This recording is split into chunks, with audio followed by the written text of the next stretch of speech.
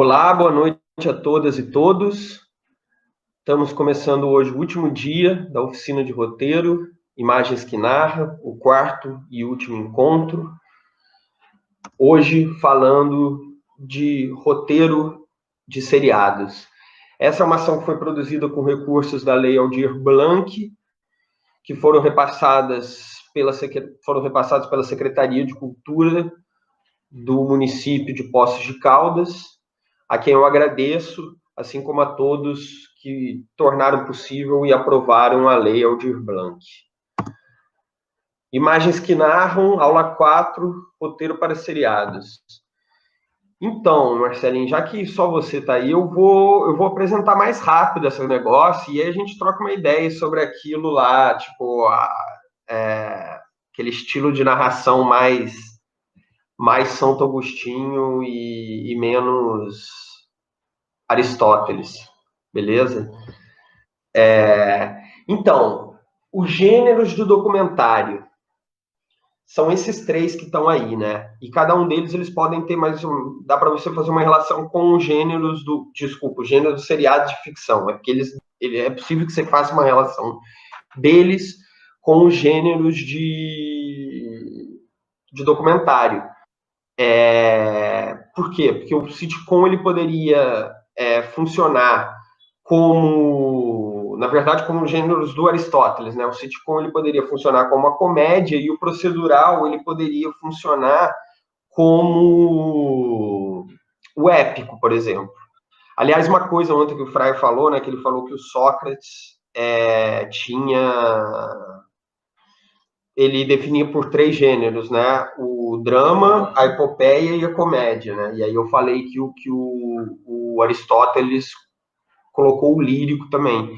Mas o lírico, na verdade, era uma variação da epopeia. O lírico, alguns gêneros que o Sócrates considerava que era da epopeia, como a ode, a elegia, para o Aristóteles era um lírico, a parte do lírico. Enfim, o sitcom é a comédia de situação, né? Tipo Grande Família, Sai de Baixo, Friends, Two and a Half Men. É geralmente a Grande Família não é um sitcom clássico, né? Ela já está mais próxima do drama, assim, mas uma característica bem marcante do sitcom é a claque de riso, né? Aquela risada que vem depois da piada do personagem. Geralmente, né? E aí também outra característica muito comum é ser filmada igual ao teatro, né? Tipo, você tem um palco assim na disposição de teatro mesmo, né? E os personagens vão andando ali e é filmado tudo em tempo real, né? Como se o telespectador fosse a quarta parede, como no teatro. E, enfim, é esse gênero que tem de 4 a 6 personagens, assim, e que são personagens muito escrachados, assim, entendeu? O malandrão é muito malandrão, o cara que é meio tapado é muito tapado, ou a menina que é tapada é muito tapada, sabe? Eles não têm, né? É meio que uma norma na dramaturgia que o personagem ele tenha contradição para ele parecer real. No sitcom, não. No sitcom, assim, eles geram contradição, né? Também por isso que eles têm graça. Mas, no geral, eles não são contraditórios, eles têm sempre a mesma posição, assim. Dá até pra você fazer um paralelo entre os personagens de sitcom e, tipo, esses debatedores de televisão de política, assim, entendeu? É incrível como os caras, tipo, têm uma visão e acreditam só simplesmente naquilo. Não tem nada assim que eles possam, sabe? Tipo, o cara que é liberal, entendeu? O cara que é lacrador, o cara que é conservador, ele é até o último fio de cabelo, assim, né? E, enfim, isso é uma característica do personagem do sitcom. O procedural é aquele seriado que o personagem resolve alguma coisa a cada episódio. Tipo tipo MacGyver, tipo 007, sabe? O 007, enfim, ele é um filme, né? Ele não seria exatamente um procedural, né? Porque enfim, tem um herói e, enfim, o procedural também tem um herói, mas ele ainda é assim, essa coisa da trajetória do personagem como uma coisa em branco tá mais viva no 007, por exemplo, do que no MacGyver, entendeu? No Indiana Jones, essa coisa da transformação, de passar por um arco dramático. O cara do procedural, ele não se transforma e ele sempre ganha. Como o 007 sempre ganha também, ele acaba parecendo procedural, mas ele não é um procedural, ele é um protagonista clássico de ficção, né? O que pode se chamar de herói. E enquanto que no procedural, não. O House, por exemplo, Dr. House, agora tem um outro aí, né? Tipo, que tá fazendo bem sucesso do cara que é autista. E é uma doideira você pensar nisso, que antigamente o procedural era uma MacGyver, hoje o procedural né? Procedural vem de procedimento. Nunca o procedimento foi levado tão assim, arrisca esse termo, procedimento, né? E, enfim, E aí, por último, tem o gênero dramático, que é um gênero que eu posso falar mais, assim, porque é um gênero que eu conheço. Os outros são uma estrutura bem clara e bem óbvia, assim, sabe? Tipo, nem preciso estudar roteiro para entender isso. Se você botar no Google, assim, você já entende como fazer um sitcom, um procedural. O gênero dramático, eles seriam essas séries de ficção, né? De como se fossem os filmes de ficção dividido em seriados, né? Como se fosse aquela questão da jornada do herói ou do simplesmente, né, da trajetória do herói numa linha reta, com os pontos de virada, a transformação, adaptado para uma obra seriada, entendeu?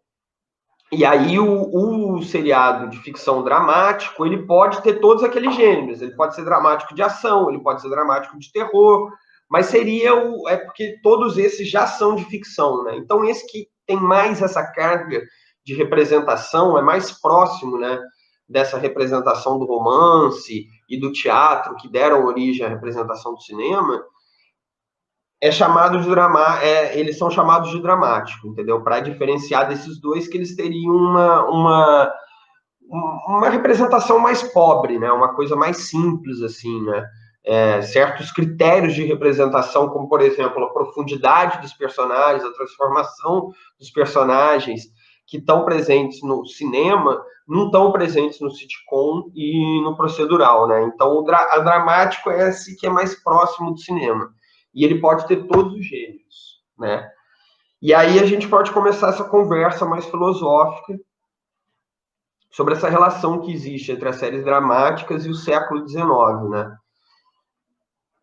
Uma introdução em relação a isso eu já fiz lá na primeira aula, né? Falando sobre as mudanças no próprio discurso, as mudanças na sociedade que acarretaram mudanças no discurso da sociedade, ou que estavam, né, em sintonia com mudanças no discurso da sociedade, sempre muito trazendo essa ideia da causalidade, né, da causa e do efeito, da transformação, de que as coisas não são dadas, e de como isso é fundamental para a criação do roteiro cinematográfico. Isso que influencia imediatamente ali o romance do século XIX, principalmente através desse herói existencialista, e não através mais do herói essencialista, não o herói sem destino, o herói que, enfim, pode virar qualquer coisa.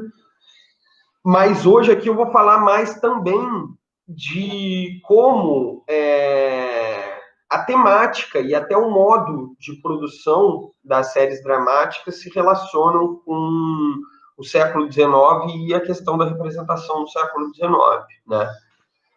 Aí eu dei esse nome aí de cultura de massa e dilemas da modernidade. Eu acho que o primeiro paralelo é esse, né? Que na sociedade burguesa surge a cultura de massa, né? Começa a surgir no século XIX a reprodução em massa de uma obra de arte, algo que era impossível até então, né? Antes a obra de arte ela sempre estava era como se fosse quase uma coisa de igreja, assim, né? Você precisa ir até lá. A obra de arte não está em todos os lugares antes do século XIX. É no século XIX que começa a surgir, né? Tipo rádio, gramofone, bem no final. Mas essa ideia, né, da reprodutibilidade técnica ela surge no século XIX.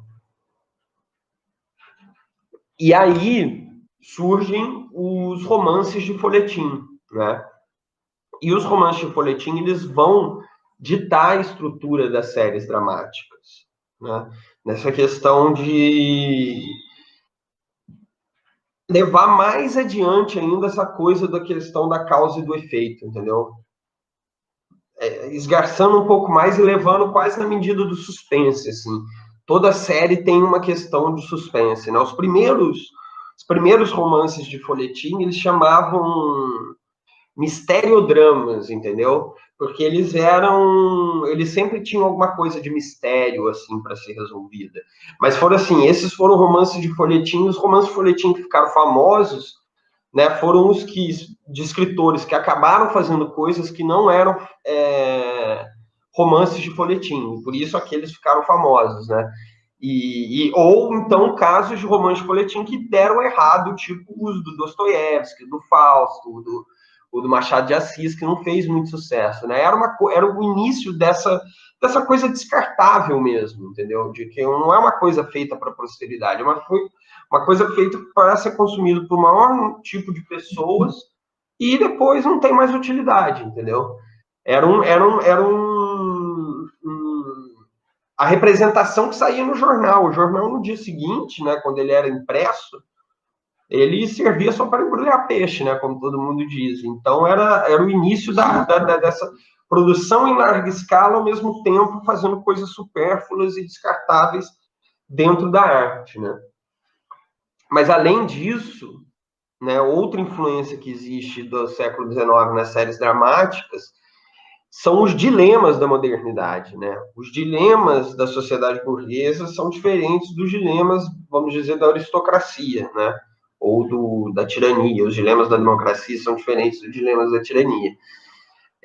Eu falei daquele, né, da questão da família, que eu vou falar com mais calma, porque é a principal característica daqui a pouco, mas é isso, né? A vida passa a ser outra, né? A metrópole, ela tem uma outra forma vai acabar criando um outro tipo de percepção nas pessoas, né? E aí o conceito do que é realidade, do que é realismo muda, né? E aí você começa a falar mais das coisas, por exemplo, mais miúdas, assim, né? Antes a arte está sempre voltada para coisa muito grande, e ela acaba tendo sempre um discurso grande, eloquente, e aí vem uma virada fundamental nesse sentido de simplificar, sabe? O discurso e a temática.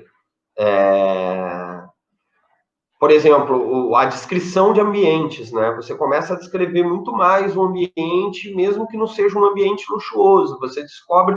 Porque é isso, a metrópole ela tem um estímulo de muito grande, né? De sentidos, assim. Os sentidos ficam muito estimulados nesse novo tempo, né? Nessa nova metrópole. Isso fora todas aquelas outras coisas que eu mais ou menos já falei na primeira aula, né? A questão da invenção do futuro, né? Você deixar de ter o tempo cíclico e passar a ter um tempo linear, um tempo que leva ao progresso, leva à transformação, está na base do roteiro e também, obviamente, do roteiro de ficção, também, obviamente, está na base do roteiro das séries dramáticas, né? E aí esse é o grande tema que eu comecei a falar lá, que eu já até entrei mais ou menos para falar que o Machado de Assis desconstrói isso, né, 100 anos antes das séries dramáticas, que é a questão do homem partido ao meio, né? Essa questão de que antes o aristocrata, né, a classe dominante é determinada pelo berço. O lugar do homem na sociedade é o lugar da onde ele vem, da onde ele nasceu. E com a sociedade burguesa, pelo menos em tese, pelo menos dentro do mito da meritocracia, esse lugar é diferente. E existe um abismo entre eles, na verdade, né? E essa vai ser uma temática de todos os romances de folhetim, né? Tem um poema do Baudelaire que chama O Albatroz, mas eu, tipo, não sei se essa é a melhor tradução, porque, enfim, albatroz, enfim, eu diria que é tipo um pelicano a ave, assim. Mas esse poema é um cara, um pescador, que ele tá no navio, e aí ele vê os outros pescadores meio que sacaneando uma ave, assim, a ave tá no chão e ela tá machucada, e a galera fica, tipo, botando cachimbo no bico da ave e tal, e aí ele começa uma reflexão de que aquela ave é uma ave que quando ela está voando, ela é muito imponente, ela é até certo ponto, as pessoas têm medo, têm respeito, têm reverência por ela. E quando ela está no chão, ela é totalmente ridícula, ela parece que não foi feita para andar, ela anda toda desengonçada, assim, parece que ela foi feita para voar. E essa é uma temática, assim, o Baudelaire é um dos grandes poetas da modernidade, né? Mas ele vai nesse poema, ele vai definir muito bem essa temática, que vai ser a temática dos romances de folhetim, né? Porque vira realmente um, né, sabe, hoje que a galera fala, nossa, aquilo lá é uma novela. Geralmente é uma novela porque é aquele negócio que não sai do lugar, ele parece que está saindo do lugar, né? É o lenga-lenga, né? E o lenga-lenga dos romances de folhetim que vai ser usado na série é sempre esse esquema do o cara tá lá na família, ele não consegue, ele tem algum problema na vida familiar, e aí ele precisa ir para a sociedade resolver. E aí dá certo.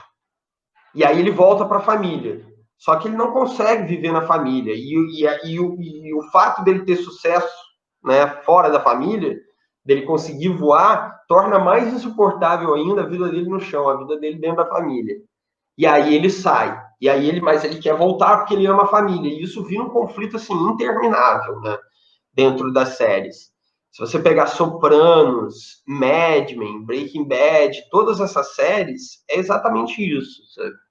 O Breaking Bad, por exemplo, o cara tem que pagar o tratamento de câncer dele, o filho tem paralisia cerebral, a mãe eu não lembro direito, né, a esposa dele eu não lembro direito o que tem, mas enfim, aí um dia o cunhado dele, que, enfim, é da polícia, aquele cara, né, tipo, né, um cara que curtiria o Velho da Van, vamos dizer assim.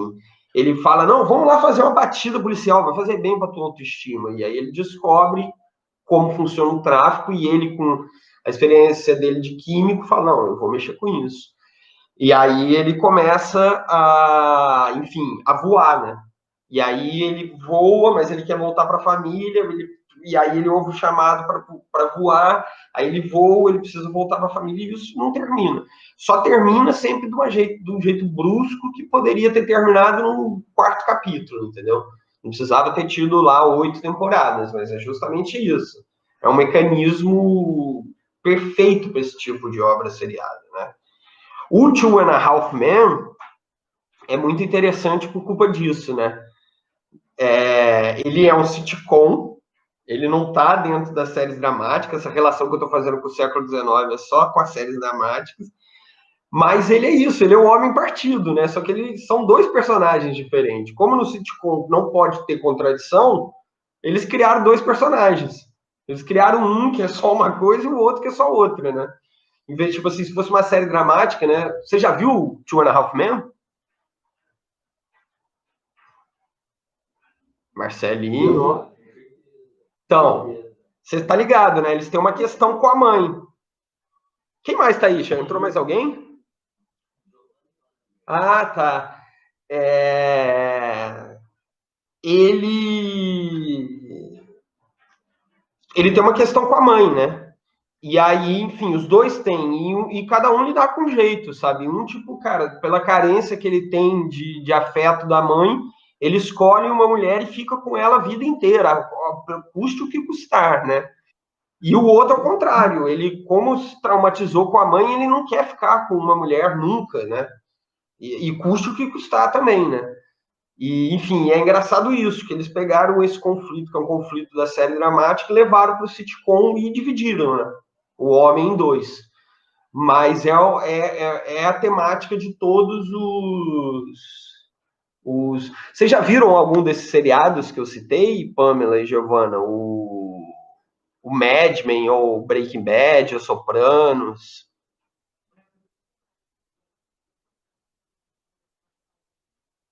O Sopranos é a mesma história do Breaking Bad, né? Essa coisa do mafioso, assim, né? Tipo, o cara que vai pro crime. É, e. E aí o Mad Men é um pouquinho mais evoluído nisso, né? Que é um cara que, na verdade, ele tem uma dupla identidade, mas ele é mais existencialista porque ele não tem essa coisa da família, né? O chão para ele ali, né? O lugar onde ele tem que se afastar é ele próprio. Então vira uma coisa muito existencialista, porque é um cara que roubou o distintivo de outro na guerra. E aí ele botou o dele no cara que estava morto. Então todo mundo acha que ele morreu. Só ele sabe qual é o verdadeiro nome dele. Só que ele volta da guerra, começa a trabalhar como publicitário, enfim. E já é uma evolução nas séries. É um protagonista que não aparece o tempo todo, sabe? Enfim. É... Então, como eu disse, todos os gêneros da ficção, não sei se a Pamela e a Giovana estavam aqui nessa hora, todos os gêneros da ficção, eles cabem dentro do gênero dramático, do gênero das séries dramáticas. Mas ontem eu já adiantei, né, quando eu falei de multiplot, que é um gênero do documentário, que existiam séries de ficção multiplot. E citei o exemplo do Black Mirror, né? A Giovana não veio na aula, só relembrando bem rapidamente, multiplot é um estilo de construção de filme em que a amarração entre todos os elementos, o arco dramático, né, a jornada do filme, não é a jornada do herói, é a jornada de um tema, entendeu? Como, por exemplo, é no Black Mirror. Black Mirror, os episódios são separados, cada um tem um ator, às vezes repete os atores, obviamente, entendeu? Mas o herói de um não é o herói do outro, assim. Cada um tem um protagonista. E o que acompanha o arco todo até o final da série é a temática, né? E isso ele existe no cinema. Eu ontem não falei, não botei esse gênero, porque na verdade é muito raro que ele exista no cinema. O Rashomon, que é esse filme aqui, que é um filme japonês, do Akira Kurosawa, ele pode ser tratado como uma espécie de multiplot, no sentido de que o que conduz a narrativa nesse filme é um fato, que é um assassinato, né? O filme é quase como se fosse um documentário sobre um assassinato. Na primeira cena tem um assassinato e depois são as pessoas contando a versão delas sobre o assassinato. E só que, por exemplo, nesse filme tem um herói, né? Então, assim, ele tá nesse meio termo aí entre um filme de ficção, né, de drama ou de suspense, na verdade, ou um multiplot, né? E uma coisa que é interessante dizer é que, enfim, por exemplo, Mil e Uma Noites é um livro que é multiplot, né? E o multiplot ele tem ele remete a uma coisa mais fragmentada ou mais circular, né? E todas as revoluções que eu falei do século XIX não aconteceram ou aconteceram com menos força no Oriente, né? Então, essa ideia, por exemplo, de linearidade, de invenção do futuro, de progresso, não é tão forte no Oriente. E as narrativas não passaram também por esse tipo de transformação. E é interessante mostrar que a primeira vez que teve um multiplot no cinema, ou algo bem próximo do multiplot, foi um diretor japonês, né? E a adaptação de um conto, ainda tem isso, né? É uma adaptação, não foi ele que escreveu esse enredo. Os Cenas de Casamento é o primeiro multiplot para a televisão, o primeiro multiplot seriado, né? Naquela época ainda não existia streaming, mas é a primeira obra seriada do gênero multiplot. Ela foi feita pelo Ingmar Bergman, que é o diretor sueco, super famoso e tal, e era uma peça, o Bergman também escrevia peças, e ele fez uma peça, chamava Cenas de Casamento, que eram 6 atos, e os atos eram independentes, né? Porque, assim, ao contrário, por exemplo, no Rashomon ainda existe uma causalidade entre um bloco e outro narrativo, né? Entre uma pessoa e outra dando o depoimento, né? Porque eles, no fundo, vão revelar o assassinato que começou, que aconteceu no começo do filme. Nos Cenas de Casamento, aí não, aí é totalmente independente, entendeu? O que acontece no primeiro ato não tem nada a ver com o segundo, você pode chegar a assistir o segundo embora, entendeu? Não falta nada. E por isso que eu digo que aí sim é um multiplot que não dá para contestar. O Rashomon, ele seria algo meio híbrido. Mas, basicamente, são histórias sobre casais que estão em decadência, assim. E aí ele fez uma versão para a televisão, especial de Natal. É muito louco você pensar que isso passou como especial de Natal, porque, assim, aterrorizante, assim, é muito, muito sufocador mesmo. São casais tendo DR, assim, durante 45 minutos, e sabe, casais de, enfim, a gente nem sabe o que é isso, assim, 25 anos de casado, e que não suportam mais e se odeiam, e por alguma razão tem que estar ali, entendeu? E, enfim, muito próximo das coisas do Machado de Assis também, né, Enfim, eu esqueci de falar disso quando eu falei do século XIX, né, de que essa questão do cara buscar a solução fora, o Machado de Assis, nos romances dele, ele falava de buscar dentro. Eu trouxe o livro aqui, vou mostrar para a Pâmela.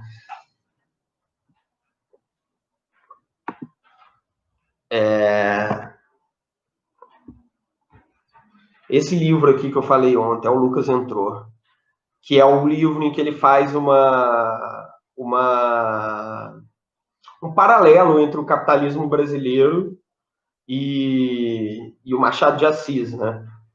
E como, assim, o capitalismo brasileiro está para o romance brasileiro, entendeu? Assim como não existiu um capitalismo propriamente dito no Brasil, né, ou uma revolução burguesa, porque ele está falando do século XVIII, XIX, também não existiu um romance, assim, né? E essa mistura entre arcaico, moderno, né, está muito presente na obra do Machado de Assis, enquanto que no romance clássico era uma coisa sempre em busca da modernidade e tal.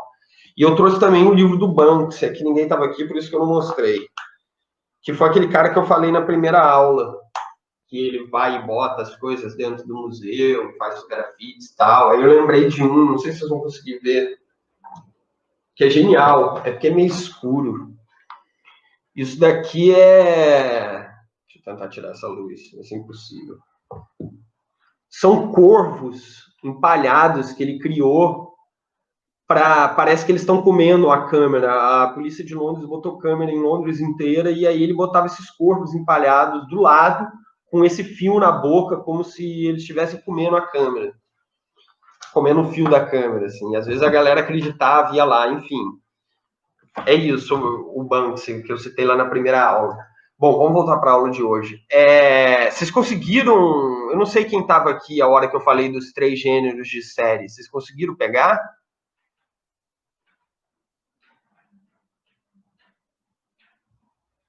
Deixa eu ver no chat.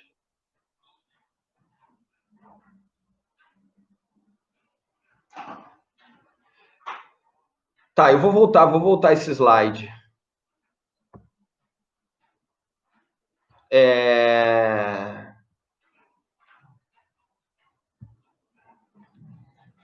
Esses são os 4 tipos de série, os 3 tipos de série que existem, né? O sitcom é a comédia de costumes, é aquele que geralmente tem claque de riso, que os personagens não têm contradição, sabe? Os personagens... A Grande Família é um sitcom mais elaborado, mas o Sai de Baixo é um sitcom, sabe? Clássico, assim. Os personagens não te surpreendem. Eles criam contradição, mas eles nunca são surpreendentes. O que é bobo é sempre bobo, malandrão é sempre malandrão, entendeu? E o procedural é aquele em que o o personagem ele resolve um caso em cada episódio, entendeu? Tipo de detetive, MacGyver, ou agora tem muito de médico, né? O Dr. House, essas coisas assim. O Two and a Half Men estaria aqui no sitcom também, né? Embora o Two and a Half Men ele tenha menos personagens do que o sitcom. O sitcom geralmente é aquela única locação. O Two and a Half Men acontece muito também na casa, né? Na mesma casa, mas acaba tendo outras coisas. O sitcom é muito aquele, sabe, um teatro filmado, assim, de 4 a 6 personagens e tal.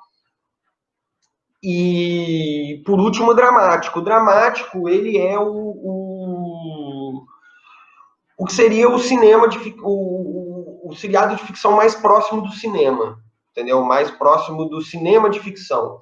Essas duas ficções aqui de seriado seriam ficções menos elaboradas, assim, entendeu? Por isso que elas seriam pré-dramáticas, né? Por exemplo, falta contradição para os personagens do sitcom ou do procedural, eles não evoluem, eles não se transformam, né?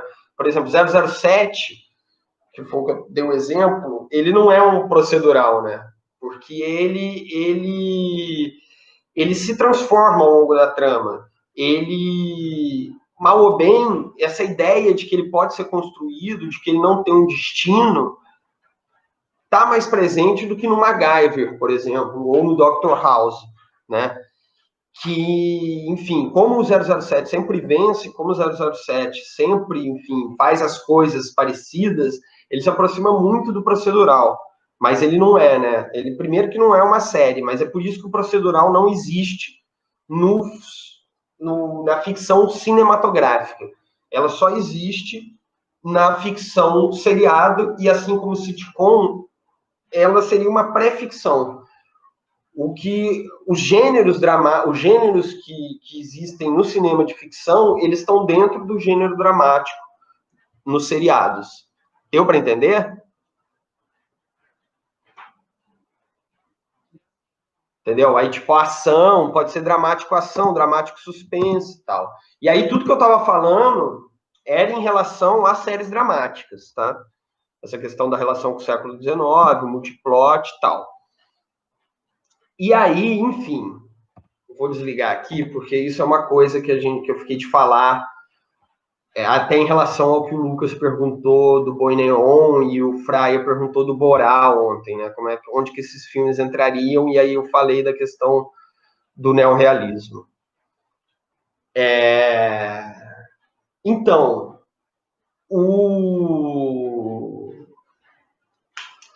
existe assim, vão ter vários autores que vão criar dois períodos para o cinema, né?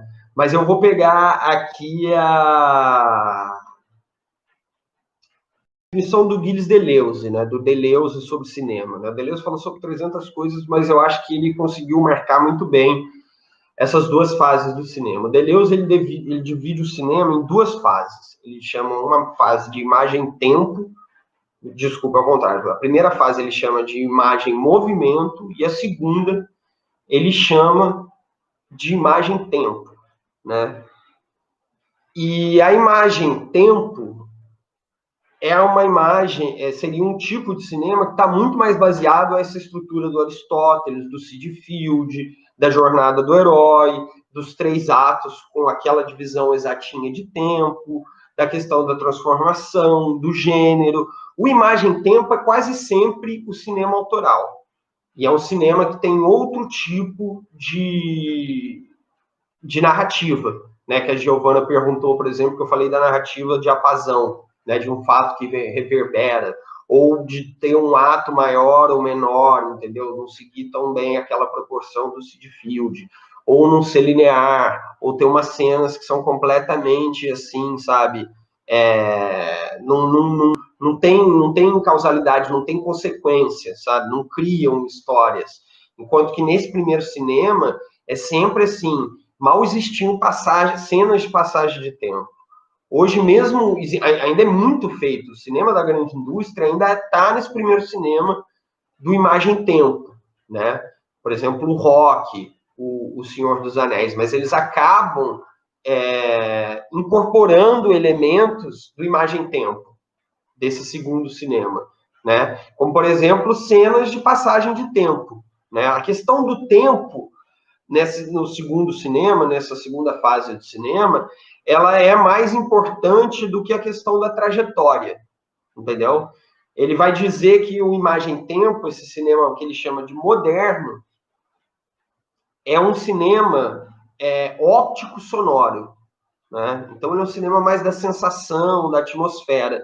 O primeiro cinema é um cinema muito motor, é muito cinema da ação e reação, uma coisa linear, os fatos concatenados vão se desencadeando e viram alguma coisa, entendeu? Então essa estrutura mais rígida cinematográfica que eu apresentei aqui para vocês, ela está fortemente presente, né, quase como uma estrutura intransponível, no primeiro cinema, nesse cinema que é chamado de imagem-movimento. O cinema imagem-tempo é um cinema que surge com um filme que eu falei ontem para o Fraia, que é o Alemanha Ano Zero. E é uma virada dentro do cinema muito próxima do que o Kafka, o Dostoiévski, o Machado de Assis, o Flaubert vão fazer na literatura no século antes, que é romper com essa lógica aristotélica. Falar, cara, isso não é realista, entendeu? A vida não é linear. A vida, entendeu? Os diálogos não são diálogos que as pessoas só falam as coisas para resolver a situação ou para criar um conflito.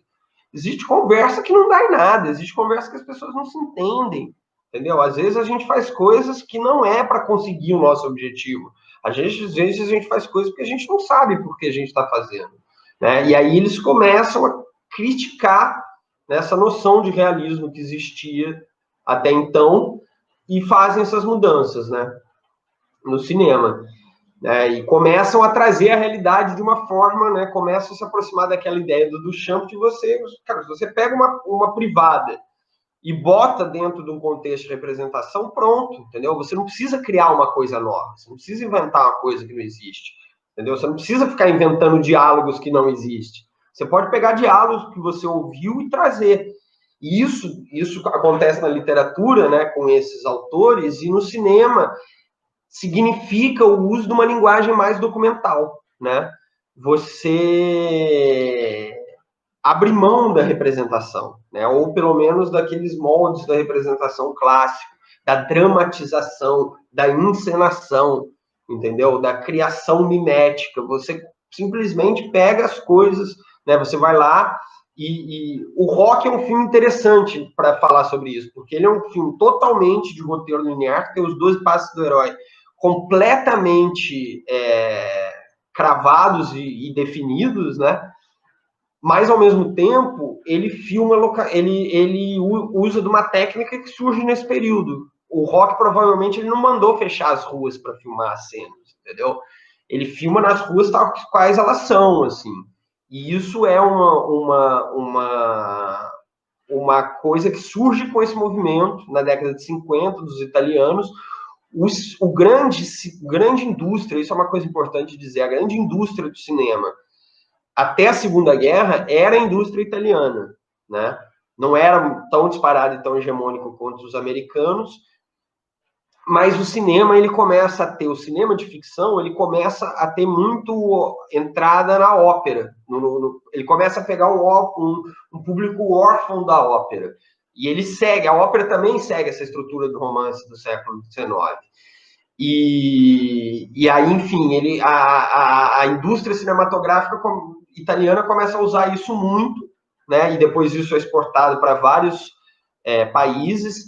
Cada país ele começa com o cinema de um jeito, mais documental, mais experimental. Quem começa a pensar o cinema para a grande massa na verdade os franceses também, mas os franceses eles usam o ilusionismo. Eles também estão pensando em fazer um produto de massa, mas os primeiros cineastas franceses eram mágicos, literalmente, né? E que começam a usar a coisa da montagem para criar ilusão, né? Hoje até hoje as pessoas caem em montagem, né? Em fake news, essas coisas. Você imagina quando surgiu a imagem em movimento. Os franceses se dedicavam mais a isso, enquanto que os italianos eles foram se dedicar mais a pegar esse público da ópera e fazer obras narrativas. E aí, quando tem a guerra, vem a crise do cinema e surge uma nova geração de estudantes de cinema ali, na Itália, na década de 50, todos comunistas, todos extrema esquerda, a fim de filmar o povo, o proletariado, e aí eles começam a usar a estrutura dos grandes estúdios, mas filmar na rua, filmar com pessoas que não são atores, às vezes fazendo o papel delas mesmas, entendeu? Elementos documentais começam a ser incorporados nesse cinema de ficção, que ainda é um cinema de ficção, e por isso começa a se chamar neorrealismo, né? Assim, sem entrar em muitos detalhes técnicos, mas do ponto de vista do roteiro, ele implica na quebra dessas regras de linearidade, de causa e efeito, de transformação, enfim. Eu lembrei que eu tenho que tirar foto, só já volto. Vocês estão conseguindo entender?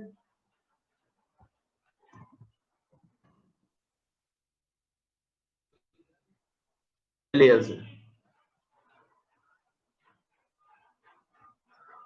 Só vou tirar foto aqui.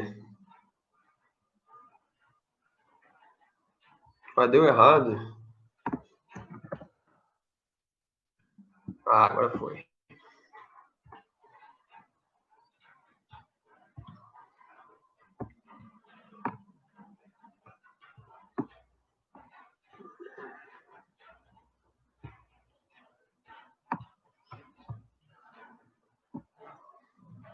Foi.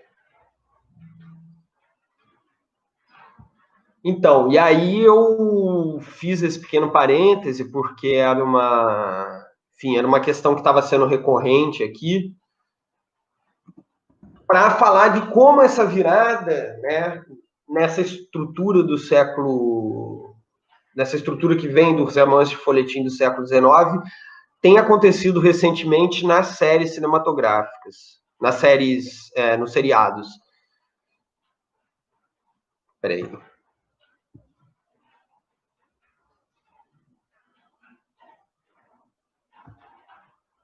Eu vou apresentar, compartilhar minha tela. Vou mostrar dois seriados aqui, vou perguntar se vocês já viram algum deles, que aí eu falo mais se vocês já viram algum. Falo deles, do que vocês já viram.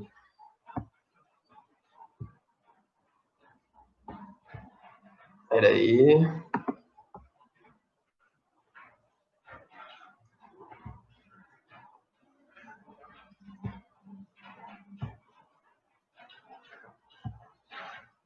Então, alguém já viu um desses dois seriados, Handmaid's Tale ou Contos de Aia, né? Ou Atlanta?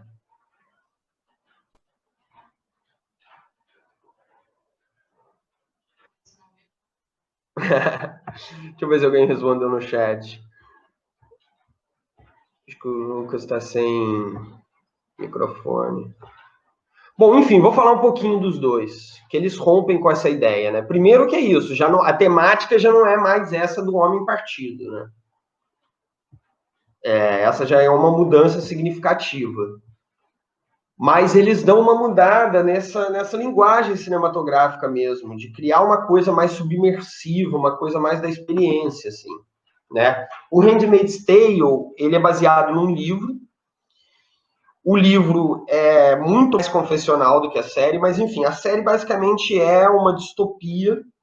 Ela poderia ser um drama ficção científica, é até bom explicar isso, né? Porque às vezes a galera fica achando que ficção científica tem que ter nave e tal, não sei o quê. Mas não, a ficção científica ela é essa ficção mais especulativa, né? Que você pega alguns elementos dentro daquela definição de Mimes, né? Que é uma parte da realidade, uma parte que nega a realidade. Você pega uma parte da realidade e a parte que nega da realidade é uma especulação que você faz, né? Sobre o futuro, às vezes sobre o passado também, né? O Handmaid's Tale poderia entrar nessa definição de ficção científica, né? Mas basicamente é uma distopia machista, futurista, e a personagem principal ela vive confinada numa família, ela vira uma aia, que é alguém que, enfim, por alguma razão perdeu a guarda do filho e foi afastada do marido, No caso dela, foi porque ela deu um paracetamol e o governo julgou que ela deu esse paracetamol para não faltar ao trabalho. E uma mãe não poderia fazer isso dentro daquela distopia ali. E aí, enfim, ela fica presa lá dentro da casa. No livro, ela não tenta sair, né? Ontem o Marcelinho falou aquele negócio, né? Que o Hobbit é um livro que virou 3 filmes. Handmaid's Tale já está na 3ª temporada. Então, ela ainda tem muito essa questão do suspense, do conflito, do vai não vai, ela tenta fugir, ela chega a ver o filho e não sei o quê.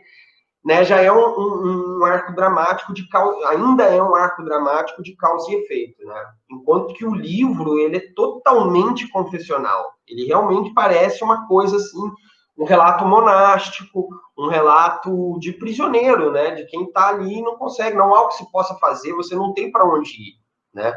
E aí você não fica, sabe, criando objetivos, expectativas, né? Você às vezes só especula, só desabafa, joga a conversa fora, joga teus sentimentos fora, né? O Handmaid's Tale, o livro é totalmente assim, e a série, elementos disso, ela conseguiu incorporar. Né? Na 2ª temporada tem uma cena, o primeiro episódio tem 15 minutos sem diálogo, sabe? Eu acho que até mais, na verdade, uns 20 minutos sem diálogo. Eu lembro que o Walking Dead, quando eu tinha 5, todo mundo falava, nossa, isso por uma série, sabe? Tipo, o sitcom, por exemplo, é uma regra do sitcom. Ele não pode ter 1 minuto sem piada. 1 minuto, entendeu? Se for assim, um sitcom muito cabeçudo, muito elaborado, ele vai ter só uma piada em 1 minuto. Mas, no geral, ele tem que ter muitas piadas. Então, assim, a série, como é um produto mercadológico, essa coisa do diálogo é muito mais importante.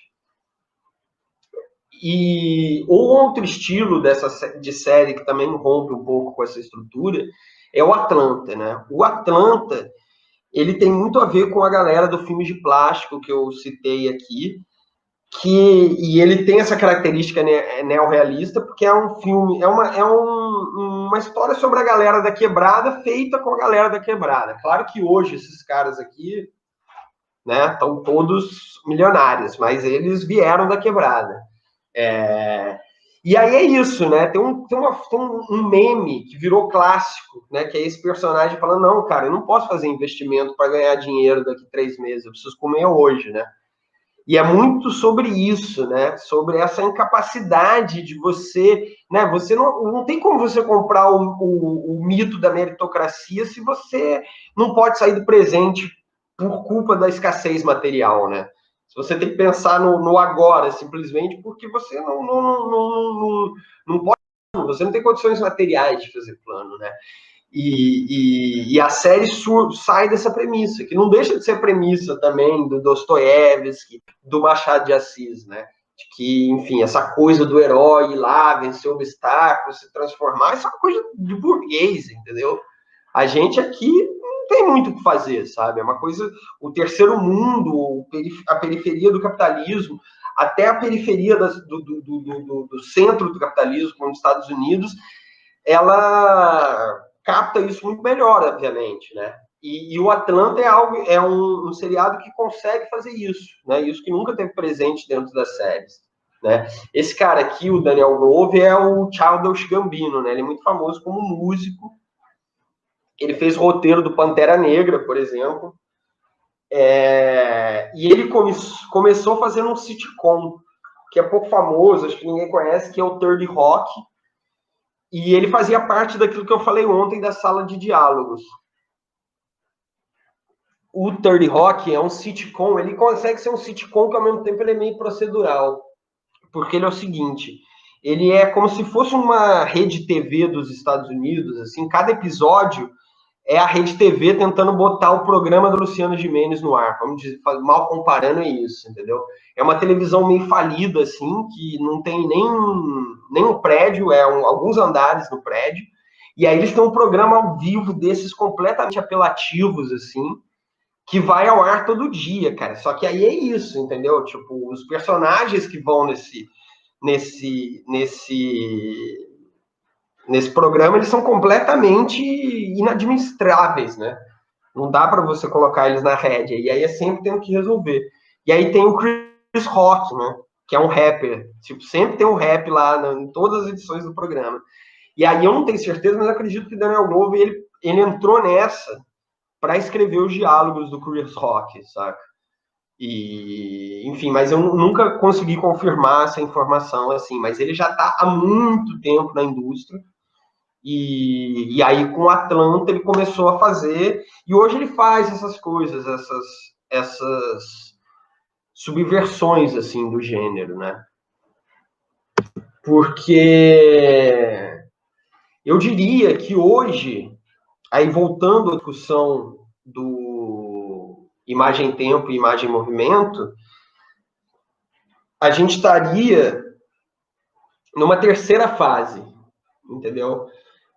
Em que, porque assim, né, vamos dizer que o cinema de gênero é o cinema, esse primeiro cinema, né, o cinema mais arcaico, o cinema imagem-movimento. E o cinema autoral seria o imagem-tempo, que tem outros tipos de narrativa, e que foi um cinema que, assim, quando os soviéticos fizeram a Revolução, eles tinham muito interesse em criar um outro tipo de cinema, sabe?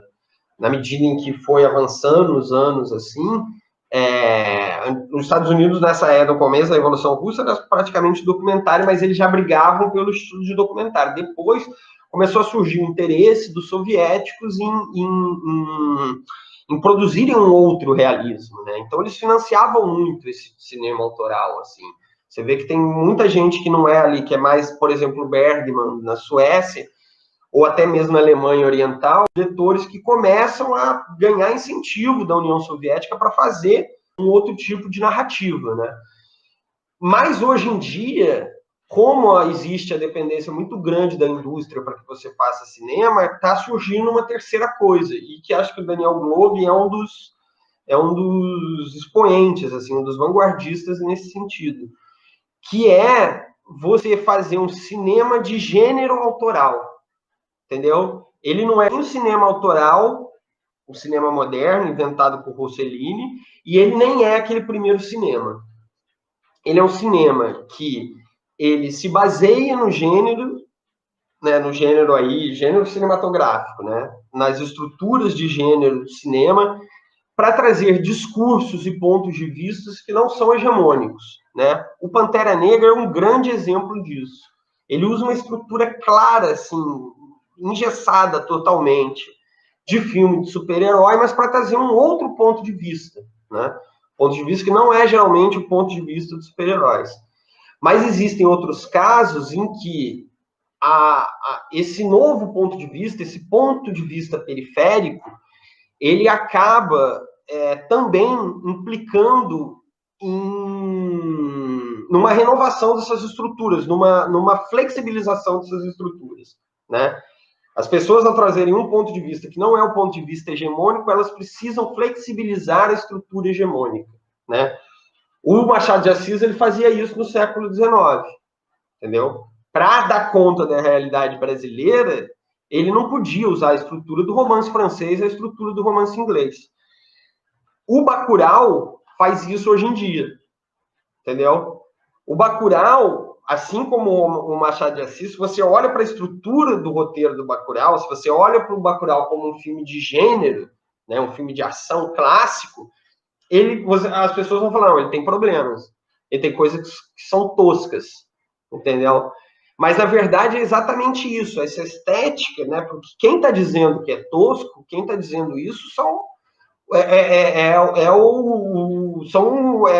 os detentores, né, os hegemônicos, os detentores do discurso. Eles que dizem o que é bom gosto, o que é mau gosto, o que é tosco, o que não é, né? E aí, às vezes, é uma escolha da representação você fazer o uso do tosco, né? O Machado de Assis, ele também usava muitos elementos que eram considerados arcaicos, mas justamente porque, além de desconstruir um ponto de vista, ele queria desconstruir uma estrutura hegemônica. E eu meio que deixei para acabar o curso com isso, porque eu acho que é uma grande, né, qualidade do Brasil, assim, né? A nossa incapacidade de ser primeiro mundo sempre dá soluções antropofágicas que são muito criativas, né? Tem gente que compara o Machado de Assis vai fazer um paralelo entre o Machado de Assis e o futebol, por exemplo. Talvez os ingleses, ao olharem para os brasileiros jogando futebol, tenham falado, não, esses caras não estão fazendo isso direito, sabe? Ele, não é assim que se joga futebol. E hoje, enfim, né? Quem é a Inglaterra dentro do futebol? Tem lá uma liga muito rica, mas enfim, a seleção brasileira nem se compara, né? E eu acho que a gente tem essa é uma característica nossa aqui dentro do futebol, a gente conseguiu virar uma potência, mas é uma característica do brasileiro, né? De não conseguir, né? Por exemplo, o tropicalismo, os movimentos aqui, a gente ao simplesmente tentar imitar o que está vindo de fora, a gente faz uma coisa diferente. E a gente acho que não tem que ter vergonha nisso, a gente tem que ter entender a potência que isso tem e que isso é o nosso grande filão, né?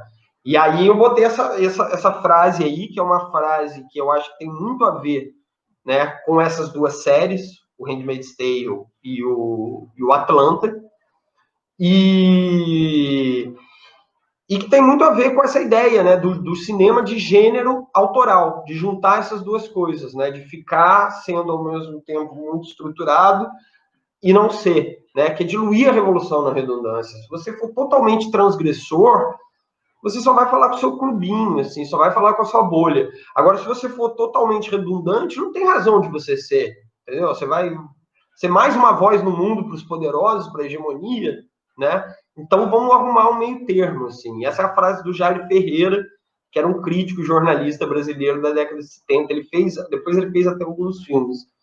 E eu acho que, enfim, ele falou isso na década de 70 e eu acho que isso é uma tônica do cinema, assim, né? Você pegar Jiazhanke, que é um cara que, enfim, hoje talvez seja o grande nome do cinema mundial, um chinês, ele faz isso, assim.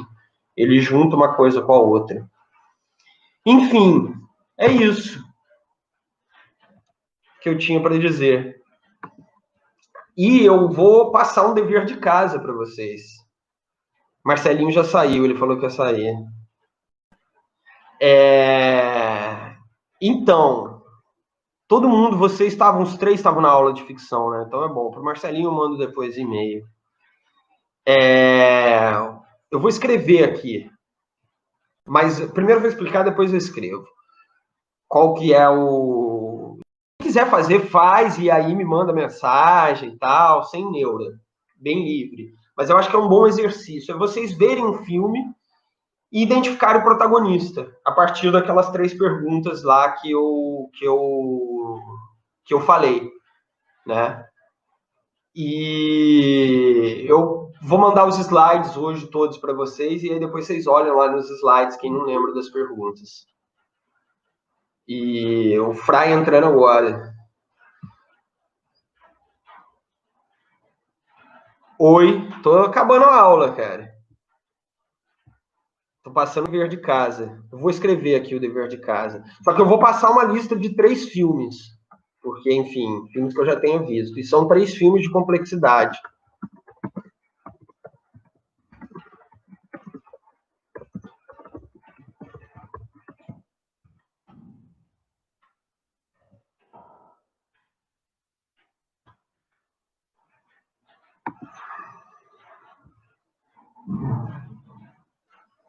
O Fry também saiu.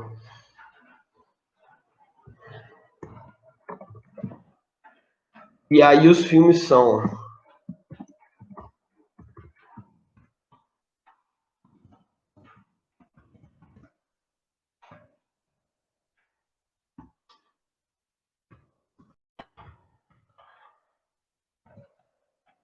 Os 3 filmes que eu sugeri são Psicose... vou falar da ordem contrária que eu escrevi, do mais fácil para o mais difícil. O 7 de Chicago. O 7 de Chicago está no Netflix. É um lançamento de agora. Assim, uma resposta eu acho que não tem como errar. Acho que todo mundo que se propuser a fazer esse filme vai acertar. Mas ele vale para vocês entenderem, né, como aquelas perguntas são importantes. Porque sem elas, provavelmente, vocês diriam que o protagonista é outro. E já dando uma dica, vocês vão descobrir a partir de então que muita gente que faz o cartaz do filme não sabe quem é o protagonista do filme.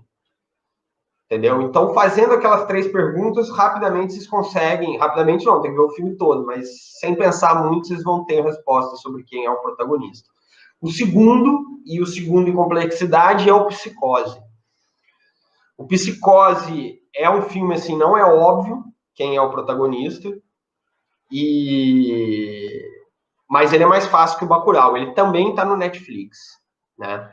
Ele não tem, por exemplo, um protagonista absorvente, que é o clássico. Se tiver um filme com estrutura da jornada do herói, sempre vai ter um protagonista absorvente, né? Que é aquele cara que está em todas as cenas, né? Praticamente todas as cenas. Às vezes ele não está uma ou outra, não, mas uma ação que desencadeia a outra, ele está presente, né? E por isso que eu disse que aquela série, o Mad Men, ele era o único dessas séries que segue a estrutura do século XIX que não tem o protagonista absorvente. E por último, o Bacurau. O Bacurau é bem complexo. O Bacurau, a primeira vez que eu vi, eu não vi prestando atenção nisso, nem sempre eu vejo. E eu falei, cara, quem é o protagonista do Bacurau? E aí eu vi a segunda vez e falei, não, não é possível. Será que é essa pessoa? Eu tive que ver uma terceira vez. Então, esse, assim, é o desafio máximo. E mais importante do que acertar, acho que é até como vocês vão responder, assim, né? Porque pode ser que o Bacurau, por exemplo, nem tenha um protagonista. Quer dizer, ele tem um protagonista, mas pode ser que seja discutível quem é esse protagonista. E o importante é saber como responder, você justificar por que você escolheu aquele protagonista. Entendeu? E é isso. Acabou o curso.